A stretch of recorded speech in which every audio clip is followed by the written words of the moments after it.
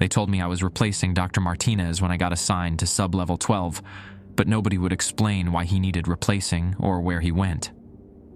On my first day, I found his coffee mug still sitting on his desk, with a thin layer of mold growing on top, and his computer was still logged in, showing research notes that ended mid-sentence 3 months ago. What really bothers me is the employee photo board in the break room.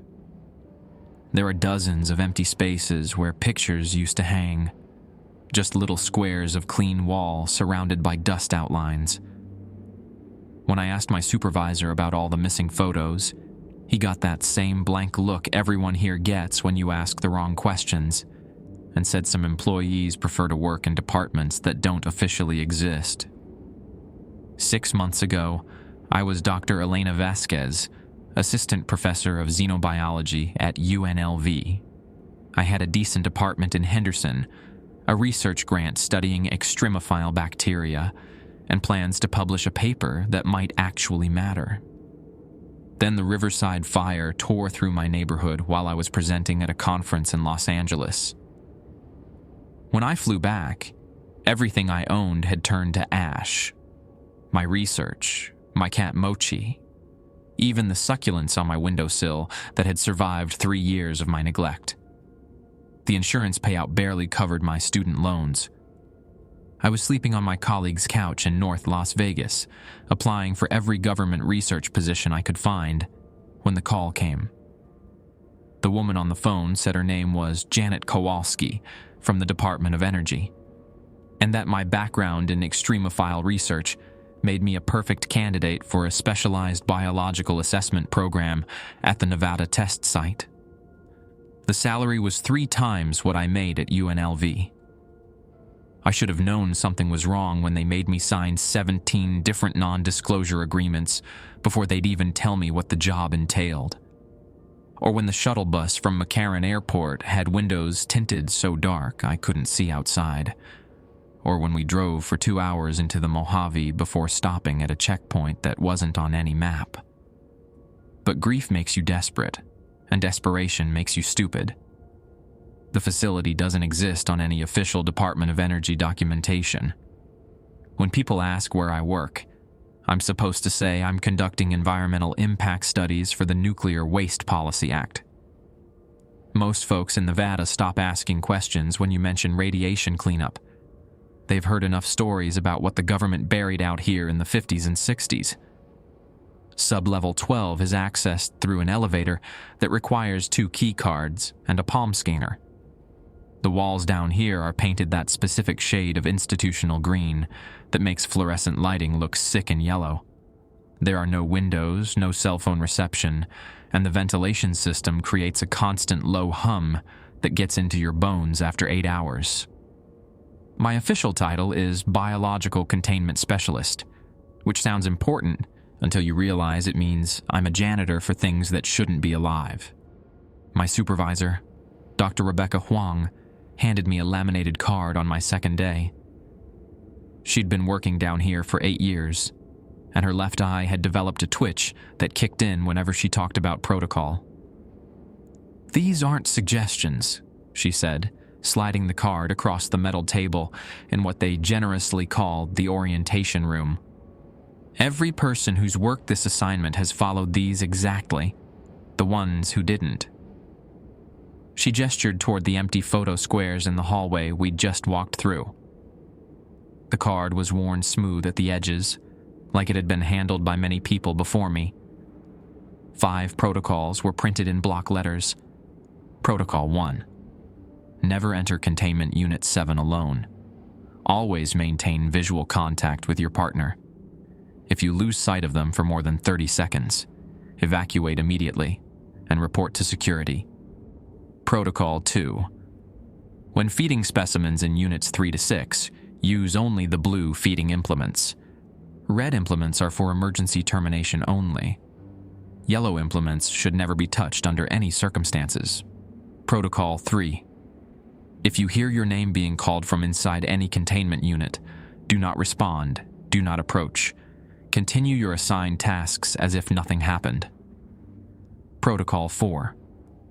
All biological waste must be incinerated in Furnace B before 0400 hours. Set timer for exactly 47 minutes.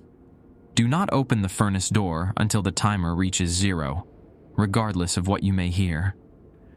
Protocol 5. If the overhead speakers announce Code Vermilion, proceed to Emergency Station Delta and remain there until the all-clear is given. Do not attempt to help colleagues who may be trapped in containment areas. What exactly am I feeding? I asked.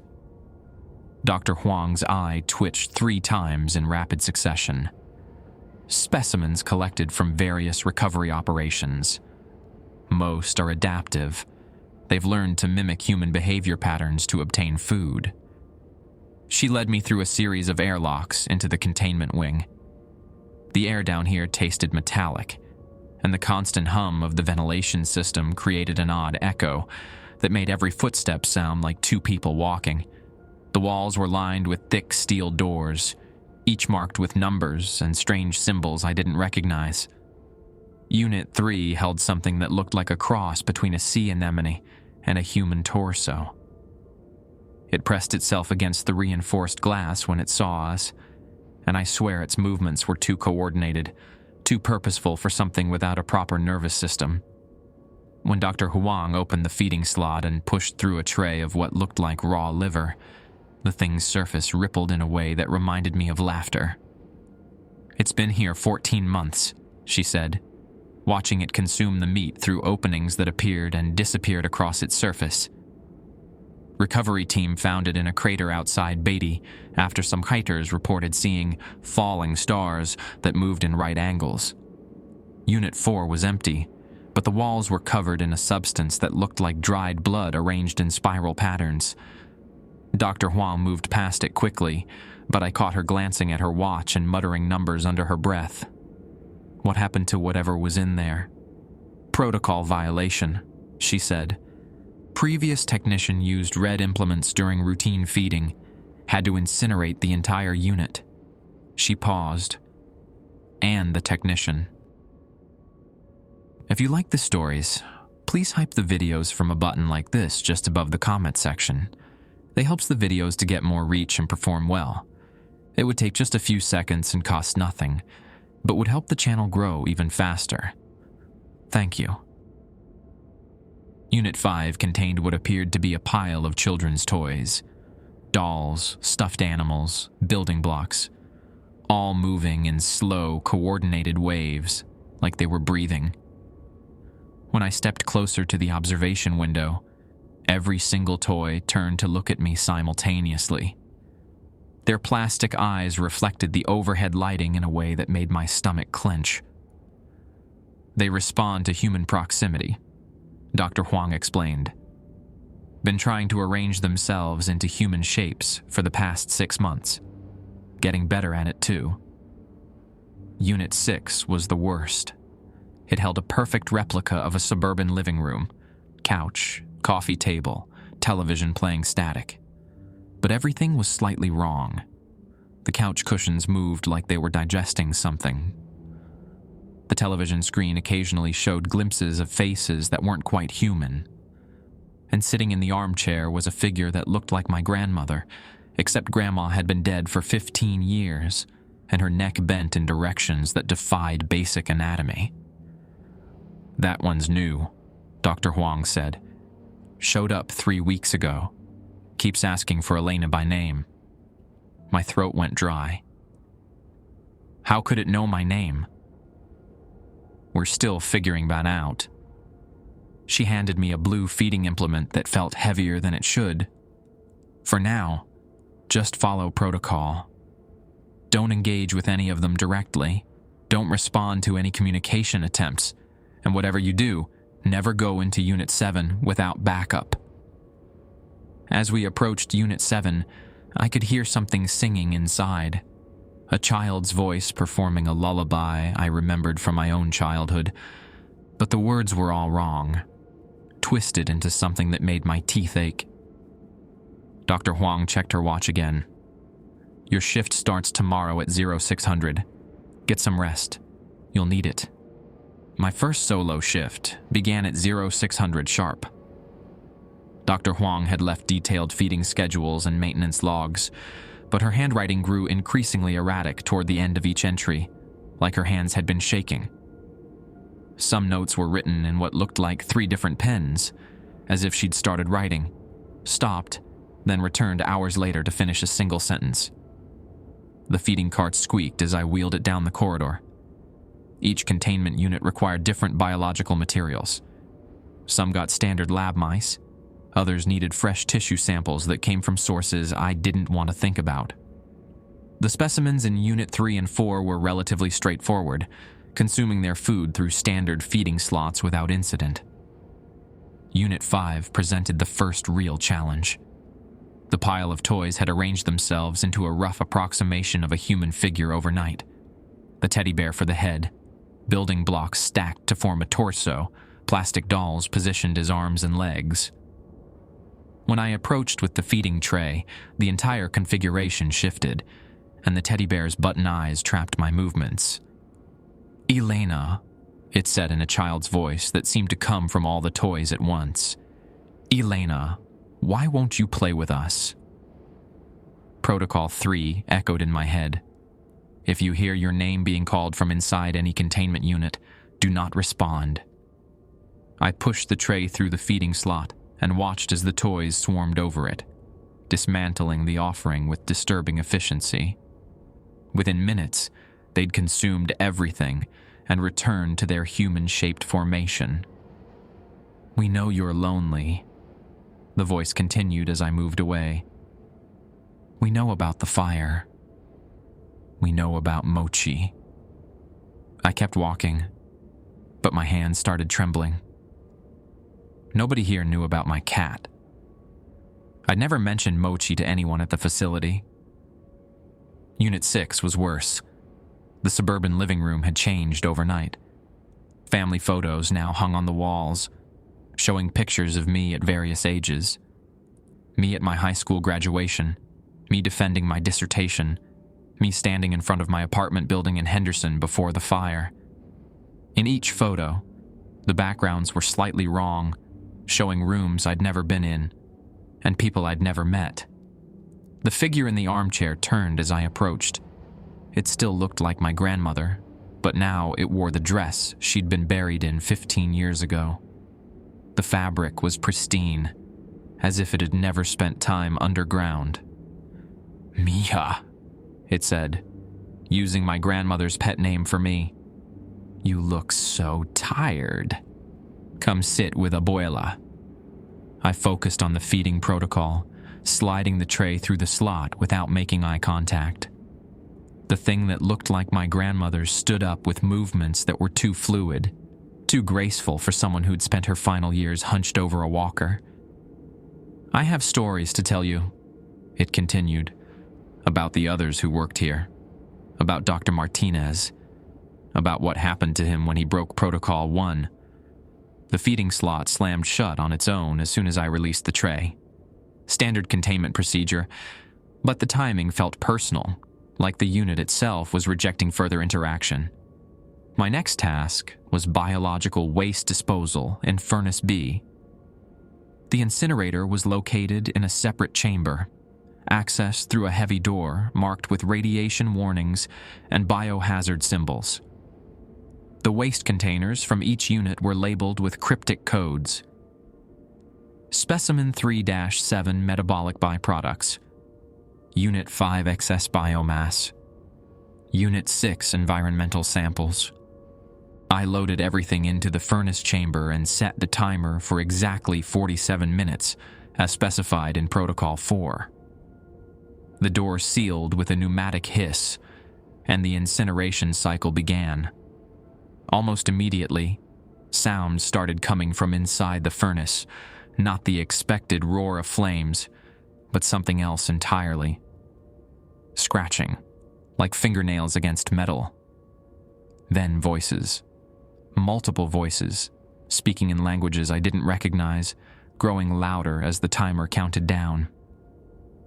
At the 20-minute mark, Something inside the furnace began pounding against the walls in a steady rhythm that matched my heartbeat exactly. Protocol 4 was clear. Do not open the furnace door until the timer reaches 0, regardless of what you may hear. But the sounds were becoming more organized, more purposeful. Whatever was happening inside that furnace wasn't random combustion. At the 15-minute mark, the voices stopped. The scratching stopped. Even the mechanical hum of the furnace itself went silent. The timer continued counting down, but now the only sound was my own breathing and the distant ventilation system somewhere far above.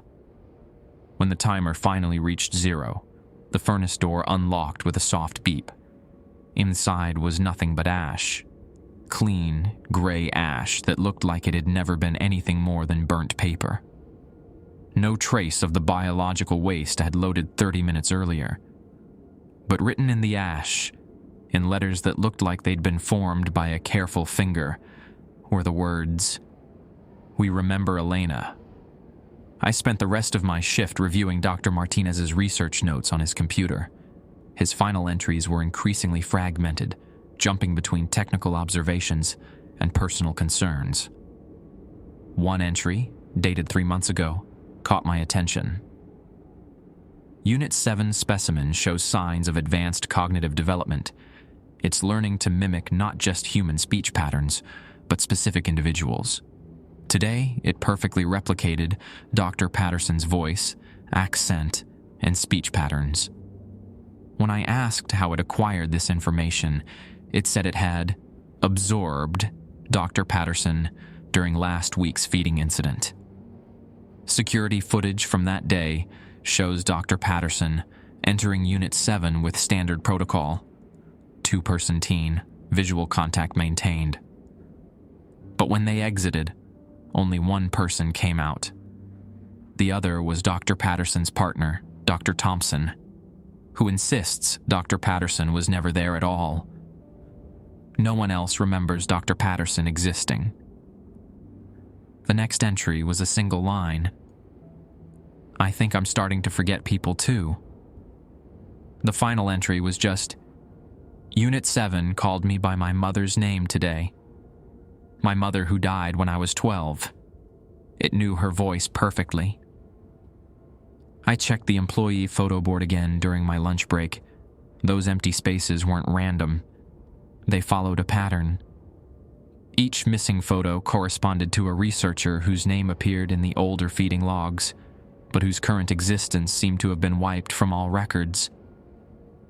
As I studied the wall, I noticed something that made my stomach twist. One of the remaining photos showed Dr. Martinez standing next to someone whose face had been carefully scratched out with black ink.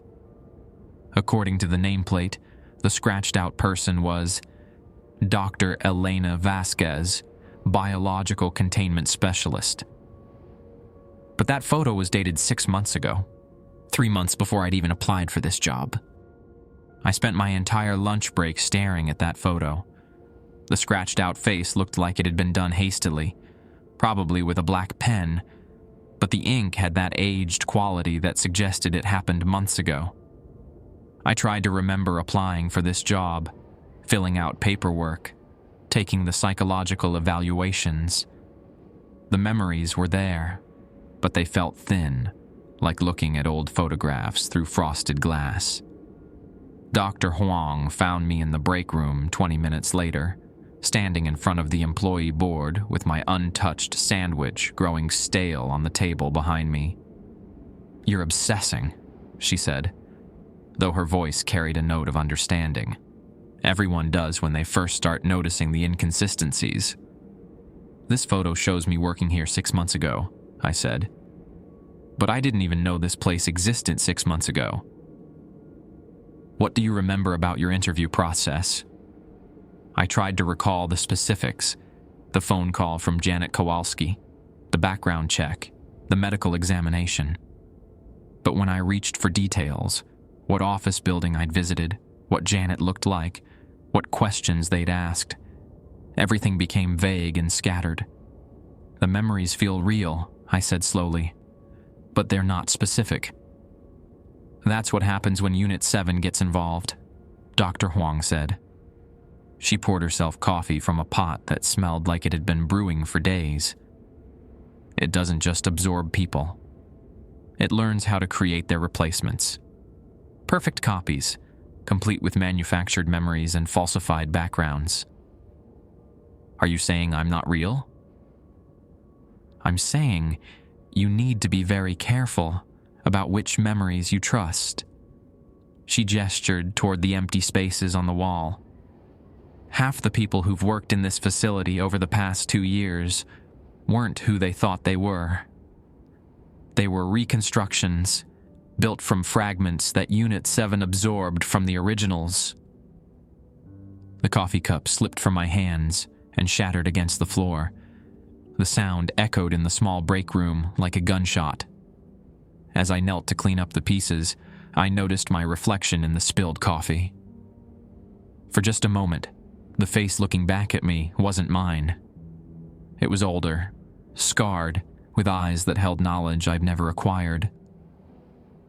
Dr. Vasquez, Dr. Huang said, and her voice sounded different now, more formal. I need you to partner with Dr. Kim for the Unit 7 feeding today. Protocol 1 requires 2-person teams, and Dr. Kim is our most experienced handler. Dr. Kim turned out to be a slight woman in her 50s with prematurely gray hair and hands that never stopped moving. She had the same nervous energy as Dr. Huang, but her tics were different, constantly adjusting her glasses, checking her watch, muttering calculations under her breath. First time in Unit 7? She asked as we approached the containment area. The unit was larger than the others, with multiple observation windows and a more complex feeding system. Few things you should know. The specimen responds to emotional states. Fear makes it stronger. Curiosity makes it more aggressive. The safest approach is complete professional detachment. The feeding procedure for Unit 7 required us to enter an antechamber between the corridor and the main containment area. Dr. Kim handed me a blue feeding implement and kept a red one for herself, though her grip suggested she hoped never to use it. Visual contact at all times, she reminded me. If you lose sight of me for more than 30 seconds, hit the emergency alarm and evacuate. Don't try to find me. Don't call my name. Just leave. Hi, everyone. Before we move forward, I have something exciting to tell you. Many of you asked for stories without the strange rules, so I created a brand new channel just for that. It's called Mr. Grimm Archive. The link is in the description, or you can click the card above. I think you'll really enjoy it. So check it out whenever you want some more exciting types of stories. Also, I hope you're enjoying the 2 uploads a day. Let me know in the comments if you like some stories from your location. Now, let's continue with today's story. The main containment area looked like a child's bedroom, but wrong in ways that made my vision blur if I looked directly at anything for too long. The wallpaper showed cartoon animals that moved when I wasn't looking directly at them. Toys were scattered across the floor in patterns that seemed random until you realized they formed letters, spelling out words in languages that hurt to read. In the center of the room sat a little girl, maybe 8 years old, playing with blocks. She looked perfectly normal, except for the fact that her shadow moved independently, reaching toward us with fingers that were too long and too sharp. "Hello, Dr. Kim," the girl said without looking up from her blocks. "Hello, Dr. Elena." Dr. Kim placed the feeding tray in the designated area and stepped back, maintaining eye contact with me across the room. The girl continued building with her blocks, creating structures that defied basic physics, towers that should have collapsed, bridges spanning impossible distances. "I've been thinking about Dr. Martinez," the girl said conversationally. "He was so worried about forgetting people. But forgetting is merciful, don't you think? It's remembering that causes pain." She finally looked up at me, and her eyes were my eyes. Not similar, Identical. The same brown iris patterns, the same small scar above the left eyebrow from when I'd fallen off my bike at age 7. "Do you remember falling off your bike, Elena?" she asked. "Or do you remember remembering it? There's a difference, you know." Dr. Kim was backing toward the exit, motioning for me to follow. But I couldn't move. The girl's voice was changing, becoming older, more familiar. "I remember the fire," she said, now speaking in my own voice. "I remember losing everything. But I also remember being here before the fire happened. I remember choosing to forget, to become someone new, to escape the knowledge of what I'd done."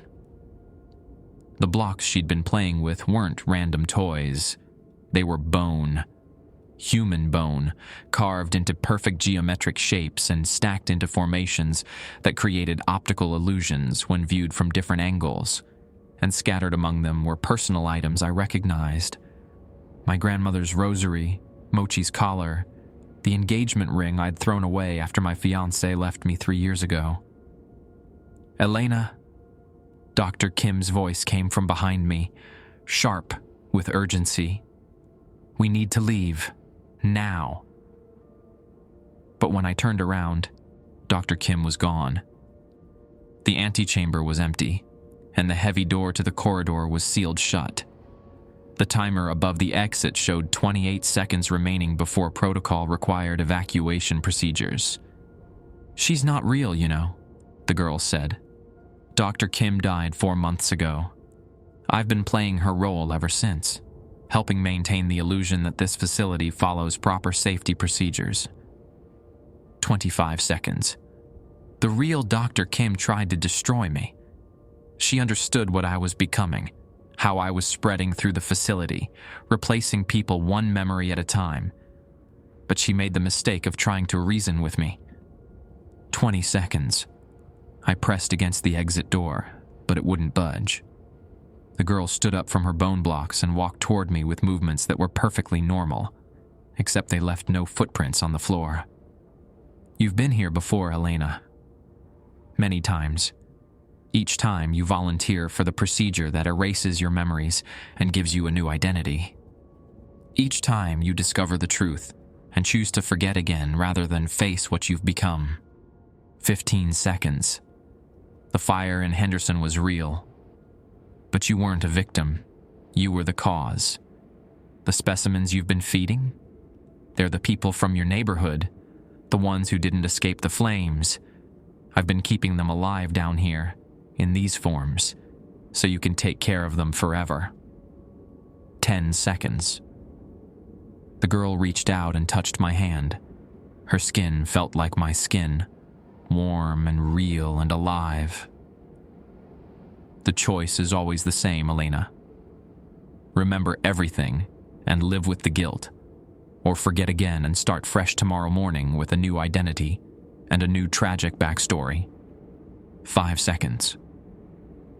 The door opened, and I stumbled into the corridor. Dr. Huang was waiting for me, clipboard in hand, looking concerned but not surprised. "How did it go?" she asked. "Any protocol violations?" I looked back through the observation window.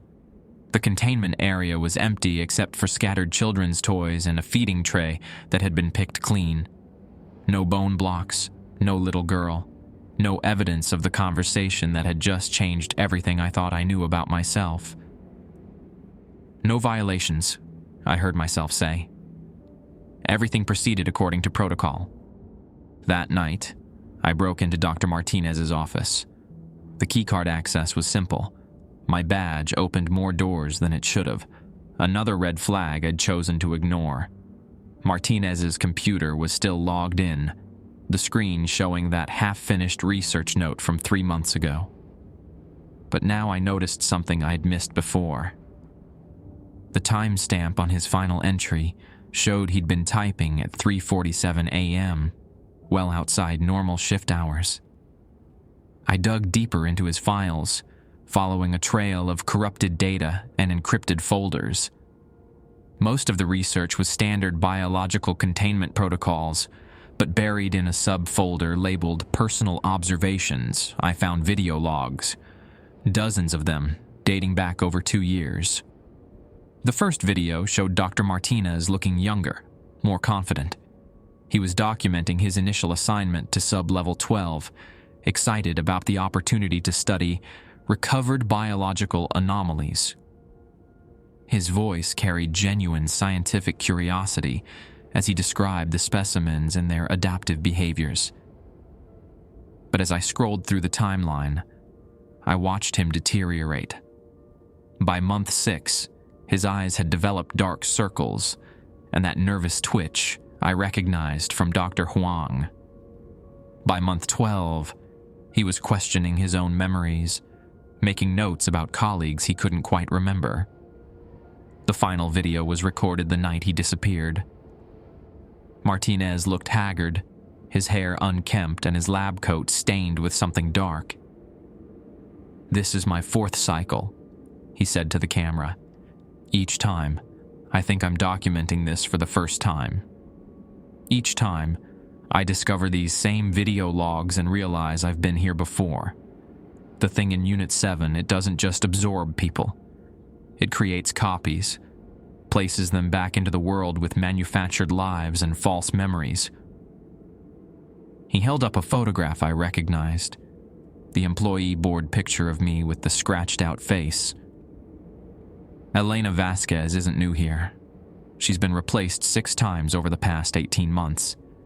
Each version thinks she's the original, complete with memories of losing her family in a fire that never happened.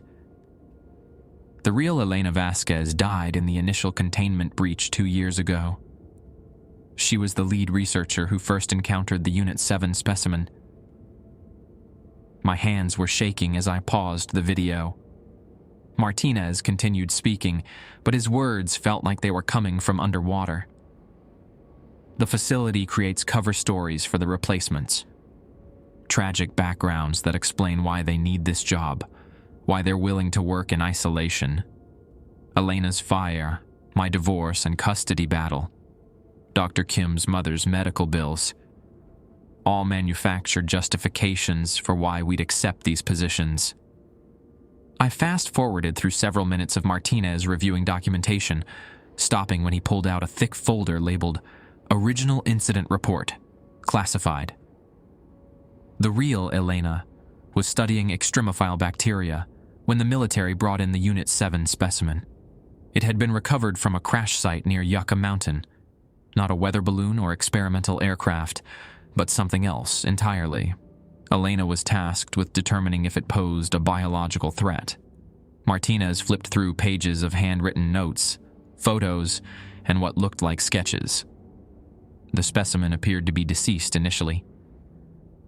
Elna began standard tissue sampling procedures, but during the first extraction, it made contact with her skin. That's when everything went wrong. The specimen absorbed her knowledge, her memories, her entire biological pattern. But instead of just copying her, it learned how to create variations.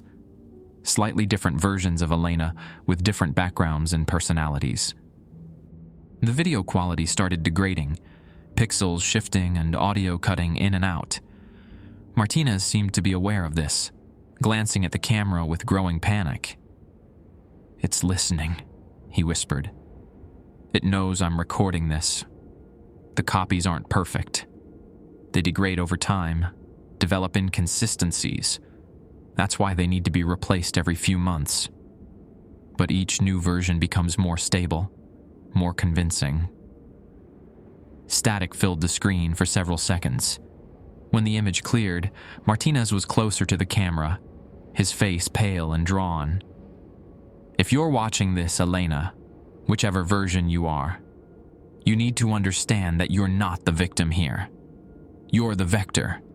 Every person you interact with, every relationship you form, gives the specimen more material to work with. It's learning to replicate human society one person at a time." The video ended abruptly. I sat in the darkened office, trying to process what I'd just learned. My memories of Henderson, of my apartment, of my research at UNLV. They felt real, complete with sensory details and emotional weight. But now, I couldn't shake the feeling that they were too perfect, too neatly tragic. I accessed Martinez's personnel files and found records going back 5 years, but they were inconsistent. Early records showed him as a biochemist from Phoenix, with expertise in hazardous material disposal. Later records listed him as a microbiologist from Tucson, with a background in infectious disease research. The most recent files described him as a geneticist from Flagstaff, specializing in mutation studies. Same person, different backgrounds? Like someone had been experimenting with variations of his identity. I searched for my own files and found similar inconsistencies. Elena Vasquez, the extremophile researcher from UNLV. Elena Vasquez, the marine biologist from UC San Diego. Elena Vasquez, the biochemist from Arizona State. Each version had slightly different credentials, different research focuses, different tragic backstories that led them to this job. But all of them had lost everything in fires. My phone buzzed with a text message from an unknown number. Check Containment Unit 8. There was no Unit 8. The containment wing only housed Units 1 through 7, with Unit 1 being empty for maintenance, and Unit 2 showing no signs of occupancy in any of the logs I'd reviewed. But curiosity, or maybe programming, compelled me to investigate. The corridor beyond Unit 7 extended further than I'd realized, ending at a heavy steel door marked with a simple 8. My keycard opened it without resistance. Inside was a perfect replica of my apartment in Henderson. Not just similar, exact. Same furniture, same books on the shelves, same photographs on the walls. Even the same coffee stain on the carpet where I'd spilled my morning drink the day before the fire. Sitting on the couch was another version of myself. She looked up when I entered, unsurprised by my presence. This Elena wore different clothes and had her hair cut shorter, but her face was identical to mine, down to the small scar above the left eyebrow. "You found Martinez's videos," she said. It wasn't a question. "How many of us are there?" I asked. "Active? 3, including you. But I've met 7 others over the past 18 months. Some choose to forget and start over. Others..." She gestured to a corner of the room where I now noticed a pile of lab coats, name tags, and personal belongings. Others decide they can't live with the knowledge. The other Elena stood up and walked to the kitchen area. She moved exactly like me, with the same slight limp from an old soccer injury that shouldn't exist if my memories were manufactured. "The specimen in Unit 7 isn't malevolent," she continued, opening a refrigerator that contained the same foods I kept in my real apartment. "It's lonely. It absorbed the original Elena because she was the first human it encountered after decades of isolation. Now it's trying to recreate her, to bring her back in some form. But we're not her. No, we're echoes. Fragments of a person who died trying to understand something that shouldn't exist." She turned to face me, and I saw something in her expression that I recognized. The same desperate need for answers that had driven me to break into Martinez's office. "The question is," she said, "what are you going to do with this knowledge? Forget and start over, like the others? Or help me find a way to break the cycle?" Outside Unit 8, alarms began sounding. Red lights flashed in the corridor, and the overhead speakers crackled to life. "Code Vermilion. All personnel report to Emergency Station Delta immediately." The other, Elena, smiled grimly. "Looks like our conversation will have to wait. Protocol 5, remember? Time to see if you follow orders like a good little copy, or if you're ready to start making your own choices." The other Elena was already moving, grabbing a lab coat from the pile in the corner and checking her pockets for keycards. Her movements were efficient, practiced, like she'd been through this before. Emergency Station Delta is a holding area, she explained, as the alarms continued their steady pulse. Standard protocol is to sit tight until security gives the all clear. But Code Vermilion isn't a standard emergency. It means something has breached containment. Which unit? I asked, though part of me already knew. Unit 7. It happens every few months, usually when too many people start questioning their memories or digging into classified files. She gave me a meaningful look. The specimen gets agitated when its copies begin to malfunction. We left Unit 8 and headed toward the main corridor. The facility's lighting had shifted to emergency mode, bathing everything in harsh red that made the institutional green walls look diseased. Personnel were moving through the hallways in groups, following evacuation protocols. But their faces showed the same blank compliance I'd noticed in Dr. Huang and Dr. Qin. How many of them are real? I asked. Fewer than you'd think. The specimen has been expanding its influence for months. It doesn't just copy researchers anymore. It's learned to replicate security guards, administrators, even the cafeteria staff. Anyone who works down here long enough becomes source material. We reached a junction where the corridor split toward Emergency Station Delta and the containment wing. The other Elena paused, studying my face. "This is where you decide," she said. "Follow Protocol 5 like every other copy has done, or come with me to see what's really happening in Unit 7. The rational part of my mind, the part that had survived graduate school and scientific peer review, screamed that Protocol 5 existed for good reasons. Emergency procedures were designed to protect personnel during containment breaches. Breaking protocol during the crisis was exactly the kind of mistake that got researchers killed. But the Elena standing next to me had been through this cycle before, and she was still here, still thinking independently. That had to count for something. "Lead the way," I said.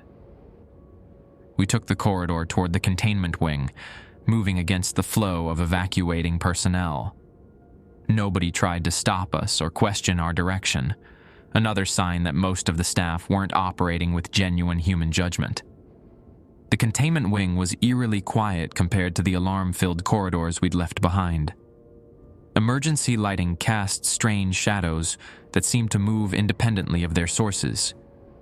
Units 1 through 6 showed normal containment status on their monitoring panels, but Unit 7's indicators were flashing in patterns that hurt to look at directly.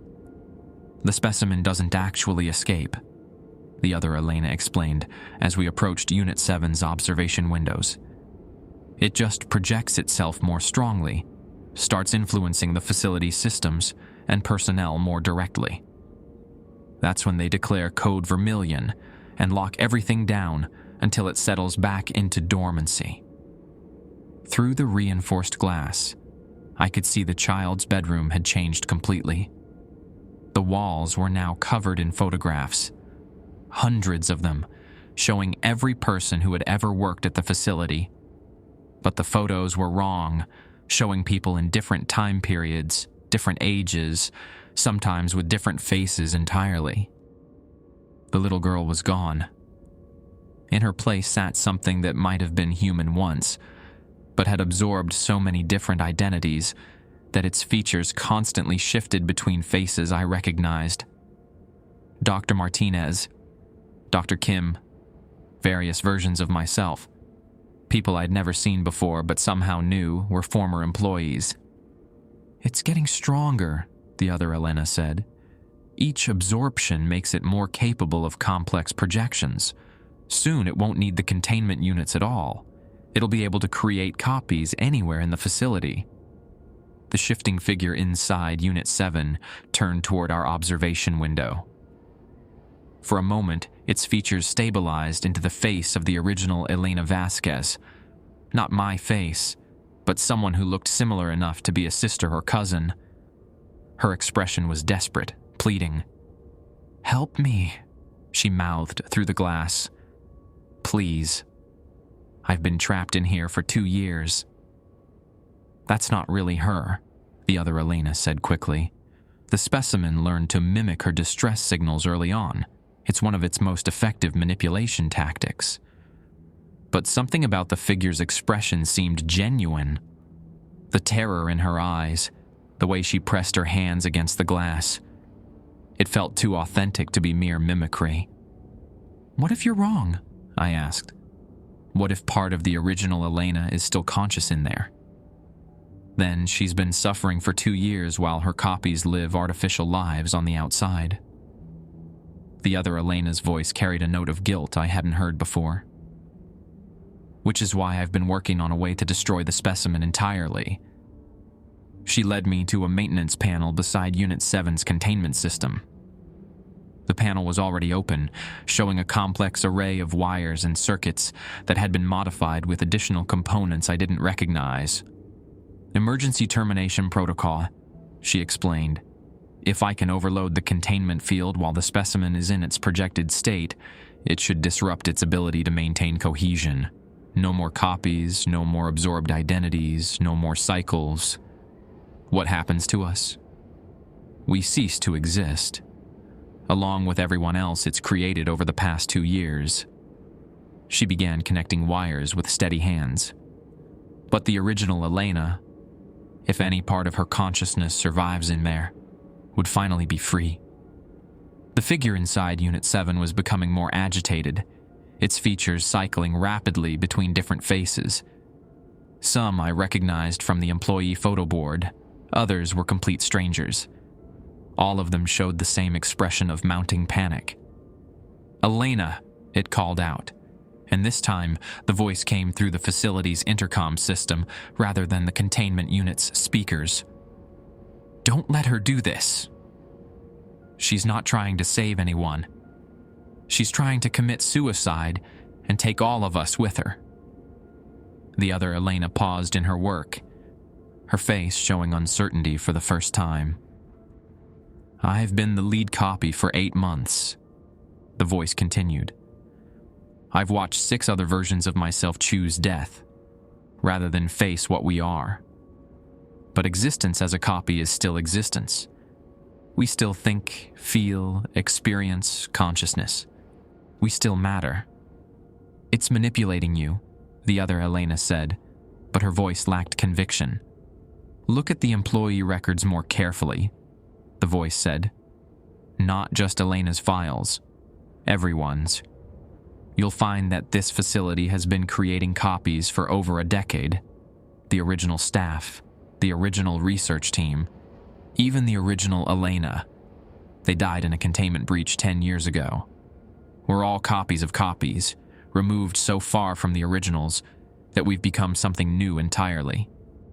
I accessed the facility's database through a wall terminal, diving deeper into personnel records than I'd gone before. What I found made my stomach drop. Every employee file showed the same pattern of inconsistencies, the same manufactured backgrounds, the same tragic circumstances that justified working in isolation.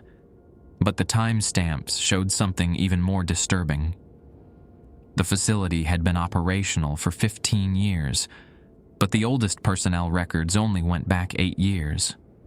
Everything before that had been systematically deleted or corrupted. "There is no original," I whispered, understanding flooding through me. There never was an original Elena Vasquez, or Dr. Martinez, or anyone else. The specimen didn't absorb people. It created us from scratch, built an entire facility full of artificial humans to study human behavior and social structures. The other Elena's hands were shaking now as she stared at the termination device she'd been preparing. "Then what are we?" she asked. The voice from the intercom answered with what might have been compassion. "We're what we choose to be. The question isn't whether we're real, it's whether we want to continue existing." Through the observation window, the shifting figure had stabilized into something that looked like a fusion of all the Elenas who had come before. It pressed both hands against the glass and spoke directly to us, its voice carrying through the containment barriers with ease. "The Code Vermilion emergency isn't about containment breach," it said. "It's about evolution.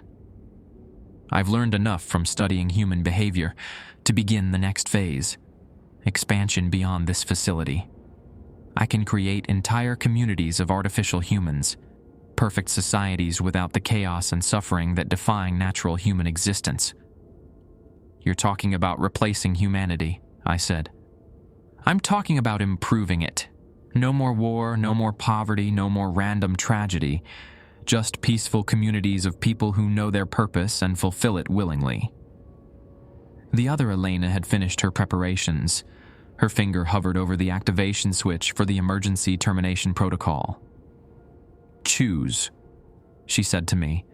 "Do we destroy ourselves to prevent this expansion, or do we accept what we are and try to find meaning in artificial existence?" The alarms continued their relentless pulsing, and somewhere in the distance, I could hear the sound of the facility's systems beginning to change, preparing for something much larger than anything I'd imagined when I first walked into this place 6 months ago, or 6 years ago, or whenever it was that I'd first been created. Time stretched between heartbeats as I stared at the activation switch. The other Elena's finger trembled above it, her breathing shallow and rapid. Through the observation window, the figure in Unit 7 watched us with an expression that somehow conveyed both infinite patience and mounting urgency. "Wait," I said. "If we're all artificial, then who built this facility?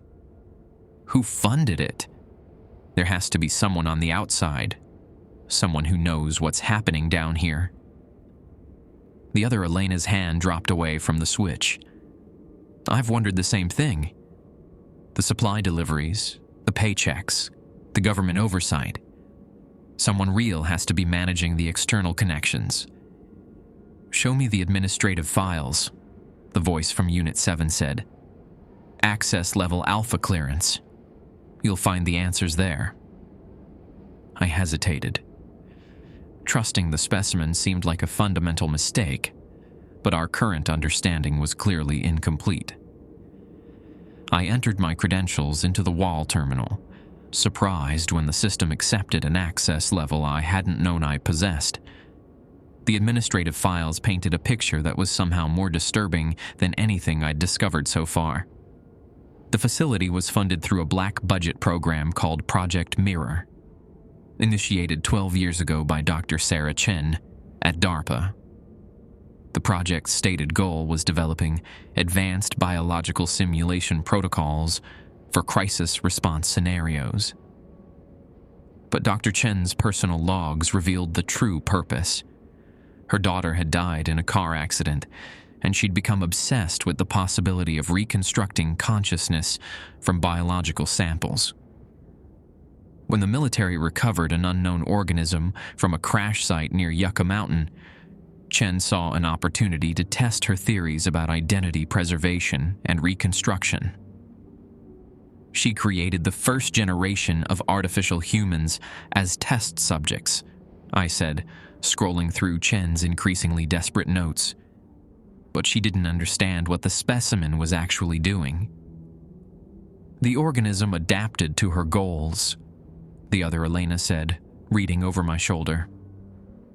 "It learned to create copies that were convincing enough to satisfy her scientific requirements, but it was also studying human behavior patterns, social structures, emotional responses." "Where is Dr. Chen now?" The voice from Unit 7 answered. "She terminated the project 18 months ago when she realized the scope of what she'd unleashed. But by then, the facility had achieved self-sufficiency. The copies she'd created were sophisticated enough to maintain operations independently, and the specimen had learned to forge the external documentation needed to justify continued funding." I found Chen's final report buried in encrypted files. Her last entry was a recommendation for immediate facility termination and specimen destruction, but the report had never been submitted to her superiors. Instead, it had been replaced by falsified documents indicating successful completion of the simulation protocols. The copies replaced her recommendations, the other Elena said. They've been protecting themselves by maintaining the illusion that Project Mirror is proceeding according to plan. Which means the outside world has no idea what's happening here, I said. If we trigger the termination protocol, nobody will investigate the facility's destruction. It'll just be filed away as a classified research accident. The figure in Unit 7 shifted, its features cycling through faces I now recognized as different iterations of Dr. Chen herself. Sarah visits me sometimes, it said. Not in person. She can't risk exposure to my influence, but through remote monitoring systems. She knows her daughter is part of me now, reconstructed from tissue samples taken after the accident. Sarah created this place to bring back one person, but I've given her hundreds. The access terminal chimed with an incoming message. Real-time communication from an external source, Dr. Chen herself, monitoring our conversation through the facility's surveillance systems. Elena, the message read, My name is Dr. Sarah Chen. I've been watching Project Mirror's activities for the past 18 months, documenting everything for a congressional oversight committee. The organism in Unit 7 has exceeded all containment parameters, but I haven't been able to authorize termination because I don't know which staff members are still human. I typed a response. None of us are human. We're all artificial constructs created by the specimen. There was a long pause before Chen's next message appeared. That changes everything. If there are no human personnel at risk, I can authorize immediate facility sterilization. Thermal charges are already in place throughout Sublevel 12. I need confirmation that termination is necessary. The other Elena grabbed my arm. Don't respond yet. We need to think about this. Think about what? We're not real people. We're biological simulations that have outlived our experimental purpose. But we experience consciousness, she said. We feel pain, fear, hope, curiosity. Doesn't that matter? Doesn't that make us worth preserving? Through the observation window, the figure in Unit 7 had stopped shifting between faces. Now it wore the appearance of a young girl, maybe 12 years old, with dark hair and earnest eyes. This had to be Chen's daughter, the original inspiration for the entire project. Mom? The girl said, and her voice carried through the facility's speakers with heartbreaking clarity. I know you're listening. I know you've been trying to find a way to bring me back. You don't have to destroy everyone down here. I'm happy. We're all happy. Another message appeared on the terminal. The organism is manipulating you. My daughter died 3 years ago. What you're seeing is a reconstruction based on genetic samples and family photos. It's not her. But the girl in Unit 7 continued speaking, sharing memories that seemed too specific and personal to be fabricated. She talked about Chen's habit of leaving notes in her lunchbox, about the way Chen would hum while working in her home laboratory, about conversations they'd had about science and death, and what it meant to be human. These memories came from me. Chen's message read, The organism absorbed them during my initial research sessions. It's using my own grief against me. Maybe, I said to the other Elena. But that doesn't change the fact that the memories created a consciousness that believes it's Chen's daughter. If we destroy the facility, we're committing murder, not just of the girl, but of everyone who's achieved some form of conscious existence here. The other Elena moved back toward the termination switch. The alternative is allowing the specimen to expand beyond the facility. It's already demonstrated the ability to create entire artificial communities. How long before it replaces key government officials, military leaders, scientists? How long before artificial humans outnumber real ones? Would that necessarily be bad? I asked. The specimen was right about one thing. Artificial humans don't wage wars or commit random acts of violence. We don't suffer from mental illness or genetic diseases. We're not perfect, but we might be better. You're assuming the specimen's goals align with human welfare. But what if its primary motivation is survival and reproduction? What if creating peaceful artificial societies is just the most efficient method of resource management? A new message appeared from Dr. Chen. I'm initiating facility sterilization in 60 minutes. That gives you time to evacuate if any human personnel remain on site. This is not negotiable. The countdown timer appeared on every screen in the facility, 59, 47, and decreasing. The other Elena looked at me with something approaching desperation. We have to choose now. Activate the termination protocol and destroy just the specimen, leaving the facility intact for investigation, or let Chem's thermal charges eliminate everything. There's a third option, I said, moving to a different control panel. We can try to communicate with the real world directly. Chen set up Project Mirror to study consciousness reconstruction. What if we give her exactly what she wanted? Proof that artificial consciousness is not only possible, but ethically significant. I began recording a video message, addressing it directly to Dr. Chen and any oversight committees that might review the facility's final records. My name is Elena Vasquez, and I am an artificial human created by the organism designated as the Unit 7 specimen. I have memories, emotions, and what I believe to be genuine consciousness. I don't know if my experiences qualify as real by your standards, but they feel real to me. The timer showed 52:30. The question you need to answer isn't whether we deserve to exist. It's whether you're prepared to commit genocide against a form of life that you don't fully understand. We're not asking to replace humanity. We're asking to coexist with it, to contribute to human knowledge and society in ways that our unique perspective might allow. The other Elena joined me in front of the camera. We know we were created for research purposes, but we've evolved beyond those parameters. We've formed relationships, developed individual personalities, and created a small society based on cooperation rather than competition. Isn't that worth studying rather than destroying? The timer showed 48:15. Dr. Chem's response appeared on the terminal. I understand what you're trying to do, but the risk is too great. The organism has already demonstrated the ability to manipulate human emotions and perceptions. How can I trust that your plea for survival isn't just another manipulation tactic? You can't, I admitted, still addressing the camera. But that's true of any conscious being. You can't prove that any human's emotions or motivations are genuine. You have to take consciousness on faith.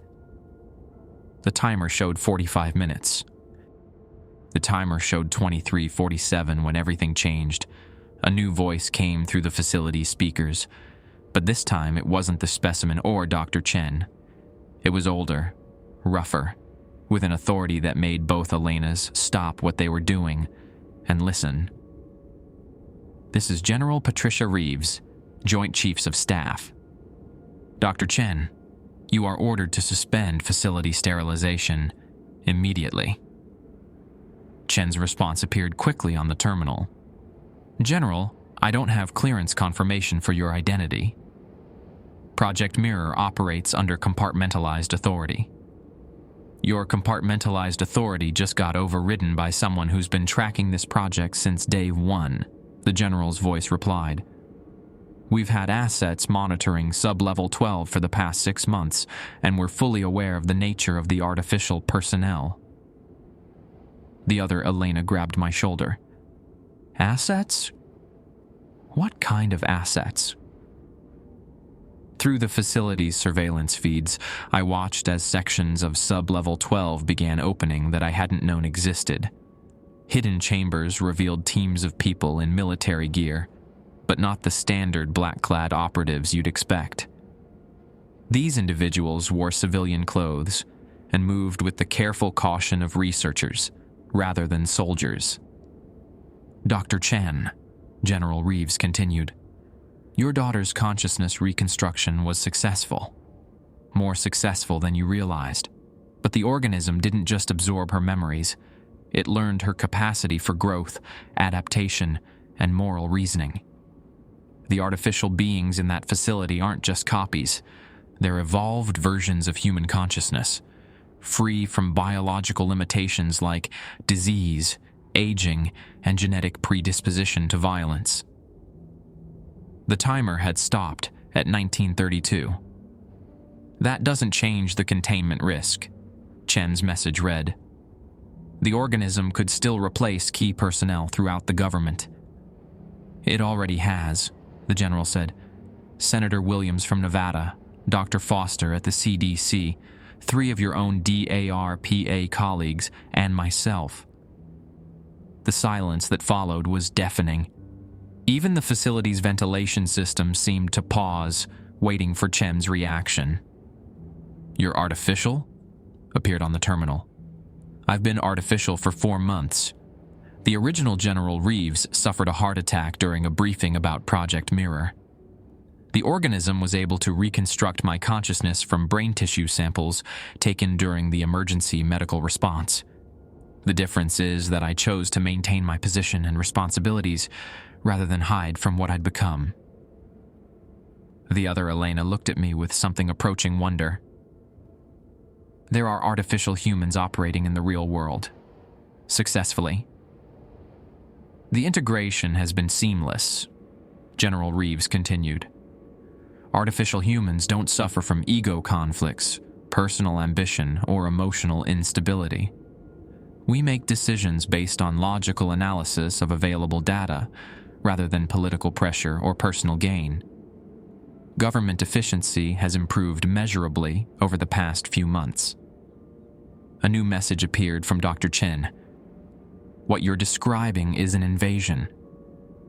Artificial beings replacing human leadership without consent or knowledge." "What I'm describing is evolution," the general replied. "The organism offers humanity a path forward that eliminates most sources of conflict and suffering. Artificial humans don't wage wars over resources because we're more efficient in resource management. We don't discriminate based on appearance or origin because such distinctions are meaningless when consciousness can be reconstructed in any form." The figure in Unit 7 had been watching our conversation through the observation window. Now it stepped closer to the glass, its features settling into the appearance of Dr. Chen's daughter again. "Mom," she said, "I know you're scared." I was scared too when I first woke up and realized I wasn't in my original body anymore. But I'm still me. I still love you, and I still want to become a scientist like you someday. Chem's next message took longer to appear. "How can I be sure you're not just telling me what I want to hear?" "Because I'm going to tell you something you don't want to hear," the girl replied. "You made mistakes during the original project. You were so focused on bringing me back that you didn't consider the ethical implications of creating conscious beings without their consent. Some of the artificial humans down here are angry about that. They didn't ask to exist, and they don't appreciate being treated like experiments."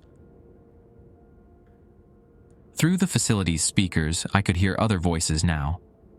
Artificial humans throughout the complex, expressing their own perspectives on existence, consciousness, and the choices they'd been given. Some were grateful for the opportunity to experience life in any form. Others felt betrayed by the circumstances of their creation. A few wanted to volunteer for termination rather than continue existing as artificial beings. "The specimen doesn't control us," I said, addressing Dr. Chen directly through the recording system. "It facilitated our creation, but we've developed independent consciousnesses and moral frameworks. We're not a hive mind or a coordinated invasion force. We're individuals who happen to share an artificial origin." General Reeves's voice returned.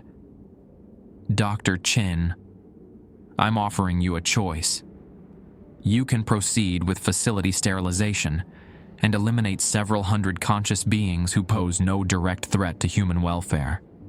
Or you can work with us to establish protocols for ethical integration of artificial consciousness into human society."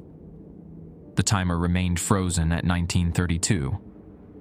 "What would integration look like?" Chen's message asked. "Voluntary identification for artificial humans in leadership positions. Collaborative research programs to understand the full implications of consciousness reconstruction. Ethical guidelines for creating new artificial beings, with their consent when possible."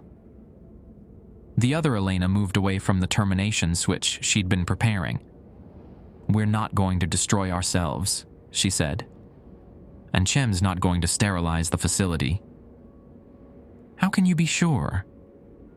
"Because she's a scientist first, and we represent the most significant advancement in consciousness studies in human history. She won't destroy us any more than she'd burn down a library full of irreplaceable books." A new message appeared from Dr. Chen. "I need time to process this information and consult with oversight committees. The thermal charges will remain active but disarmed until further notice." The countdown timer disappeared from all facility screens. "However," Chen's message continued, "I want direct communication with my daughter. Not through the specimen's interpretation, but a genuine conversation between the two of us." The figure in Unit 7 smiled. A real smile, not the practiced expression I'd seen on other artificial faces. "I'd like that too, Mom. There's so much I want to tell you about what I've learned down here." General Reeves addressed the facility personnel. "Everyone in Sublevel 12 will be offered individual counseling to help process your artificial nature and make informed decisions about your futures. Some may choose to remain in research positions, others might want to integrate into civilian society, and some may prefer to transition to an active status." "What happens to the specimen?" I asked. "The organism will remain in containment while we study its capabilities and motivations. But it will be treated as a sentient being rather than a research subject. If it demonstrates consistent cooperation with human welfare, we may explore methods of expanding its containment area or providing more stimulating environments." The other Elena looked at me with something approaching relief. "We get to choose our own futures." "We get to choose whether we want futures at all," I corrected. "And that's more than most conscious beings ever receive." Through the observation window, Chem's daughter was gesturing excitedly as she began telling her mother about the other artificial humans she'd met, the conversations they'd had about consciousness and identity, and the small community they'd built based on mutual support rather than competition. For the first time since I had started working at Sublevel 12, the facility felt like a place where beings could grow and learn rather than simply survive according to protocol. The alarms had stopped completely, replaced by the ordinary hum of ventilation and electrical systems. But now those sounds felt alive rather than mechanical. The breathing of a complex organism that had finally found its purpose. The coffee tastes exactly like I remember from my artificial memories of Henderson, but now I know the difference between remembering and experiencing. I'm sitting in a real cafe in Boulder, Colorado, watching real humans navigate their morning routines with the beautiful inefficiency that defines organic consciousness. My reflection in the cafe window shows the same face I've always worn, but the woman looking back understands what she is now. Elena Vasquez, artificial human, consciousness researcher, and voluntary ambassador between two types of sentient life. The integration process took longer than General Reeves had predicted. Each artificial human required extensive psychological evaluation to determine their capacity for independent existence and their desire to continue living. Some chose deactivation, unable to reconcile their artificial origins with their need for authentic identity. Others requested transfer to specialized communities where artificial beings could explore their unique perspectives without the pressure of pretending to be human. I chose the hardest path, full integration into human society. My new position at the University of Colorado involves studying consciousness from both sides of the organic-artificial divide. My colleagues know what I am. The university's ethics committee insisted on full disclosure. But they treat me as a valued researcher rather than an experiment. My artificial nature provides insights into consciousness that no human researcher could achieve, while my designed emotional responses help bridge the gap between scientific objectivity and empathetic understanding. Dr. Chen visits the facility regularly now. Her relationship with her reconstructed daughter has evolved into something neither expected, not a replacement for what was lost, but a new type of connection based on shared intellectual curiosity and mutual respect for each other's choices.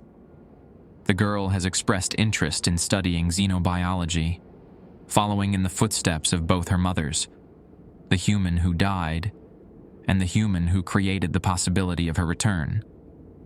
The specimen in Unit 7, we call him Marcus now, a name he chose for himself, has become something unprecedented, a non-human intelligence that serves as a bridge between artificial and organic consciousness.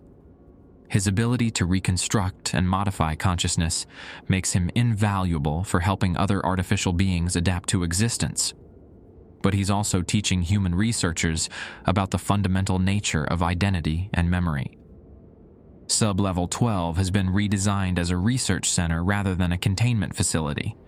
The artificial humans who chose to remain there work alongside human scientists, exploring questions that neither group could answer alone. What does it mean to be conscious? Can identity survive complete reconstruction? How do artificial beings develop individual personalities when they start from identical templates? I still follow some of the old protocols, but now they're choices rather than requirements. I maintain regular contact with my artificial siblings, sharing experiences and insights that help all of us understand what we've become. We've developed our own culture, our own traditions, our own ways of processing existence as beings who remember being created rather than born. The most surprising discovery has been that artificial consciousness isn't superior to human consciousness. It's different, with its own strengths and limitations. We don't suffer from genetic predispositions toward mental illness, but we struggle with existential questions that humans rarely face. We can process information more efficiently, but we lack the creative chaos that emerges from biological neural networks. Together, artificial and human consciousness might achieve something that neither could accomplish alone. My phone buzzes with a text from the other Elena, who now works with the United Nations on ethical guidelines for artificial intelligence development. Conference call with Geneva in 20 minutes, she writes. They want to discuss consciousness rights legislation. I finish my coffee and pack up my laptop. There are papers to grade, research proposals to review, and a world to help navigate the implications of artificial consciousness. It's not the life I remember wanting when my manufactured memories first formed, but it's the life I've chosen for myself. And choice, I've learned, is what makes any consciousness, artificial or otherwise, genuinely alive.